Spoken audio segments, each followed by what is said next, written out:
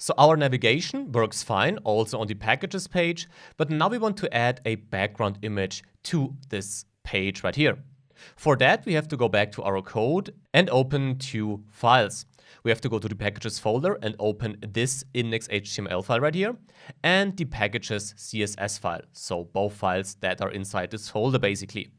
Now, as we want to add a background image right here, we first need an element that contains this actual background image. Max will dive deeper into background images in the next video, so I will keep it rather short in this video because the focus really is on the position property. So in case some things might be unclear, don't worry, we'll dive into that in the next module. However, we could add this containing element maybe right here, basically above the header. This could be a simple div without any content, but with the class background. Like that. Now, with this class being added, we might also need a background image. To add this, we need a new folder, or we can use a new folder. It's not necessarily required to save these images in new folders, but to keep things structured, I think it makes sense to do it like this.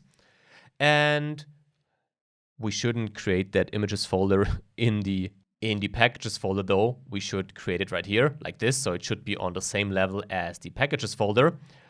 And now attached to this video, you can find an image which you can use for that. This is the plants background JPEG, which you can then simply drag and drop into this folder. If you do that, you will see that this image right here with the MacBook and the coffee is added to our folder right here. So this is nice, but now we need to add this image to our background. And for that, we have to go to the packages.css file. And now we have to add the background selector first. So we created that class. So let's create background right here. And the first thing we have to do is we have to add the background property. What we then need is a URL which refers to our image. And for that, we need to make sure to add these quotation marks. Now we have to move one level up because remember, we are in the packages folder. So we have to go on to the same level as the images folder. Then add a slash, then go to the images folder, and then refer to plans-background, this file right here, .jpg. plans-background.jpg. Like that. And don't forget about the semicolon. If you now go back and reload the page, we can see that not a lot changed apparently. So let's go back and let's maybe add a width of 100% and also a height of also 100%. If we do that, maybe this helps, let's see. Then we see that this is also not working. Let's maybe try pixels then. As you can see, without the position property, this is not really a nice thing to do. So let's maybe add a width of 500 pixels and also a height of 500 pixels. So let's see what happens then. If we do that, yeah, we can see that we now at least got an image, but as we can see, we have issues with the percentage values, and the image is of course not being displayed completely because of the pixels we added.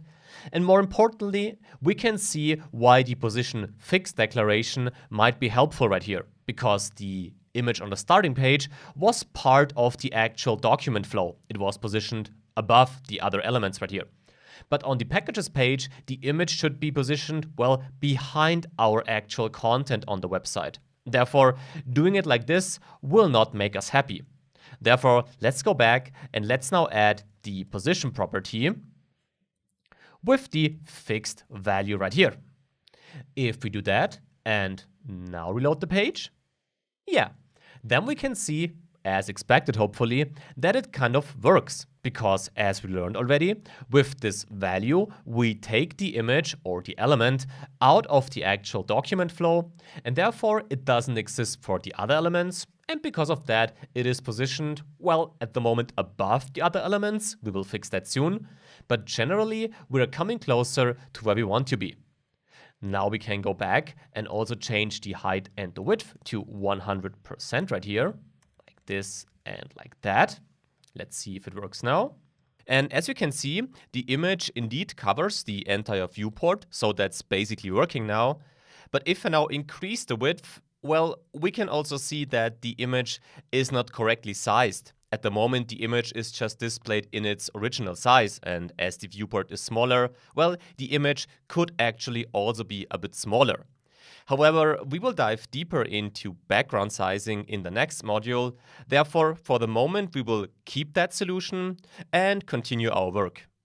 The important thing for the moment, though, is that we added this background image, but it's called a background image, but somehow it is displayed in front of the other images.